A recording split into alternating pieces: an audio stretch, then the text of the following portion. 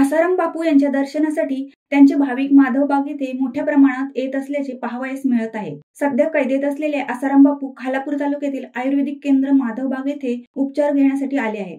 Rajasthan police यांच्या बंदोबस्तात येथे मोठी सुरक्षा व्यवस्था करण्यात आली असून खालापूर पोलीस देखील तैनात आहेत। आयुर्वेद केंद्र माधवबागेजवळ अनेक भाविक दर्शन मिळेल यासाठी ताटकळत उभे असतात, तर बाहेर गावावरून आलेले भक्तगण आपल्या गाड्या मुंबई पुणे रस्त्याच्या दोन्ही बाजूंना उभे करून दर्शन मिळेल याची वाट पाहत असतात, तर काही भाविक गाड्यांच्या शेजारी थकून झोपलेले दिसत आहेत। सुरक्षेच्या कारणास्तव माधवबागेच्या बाहेर आसाराम बापू येऊन भक्तांना दर्शन देतील अशी शक्यता अजिबात नाही।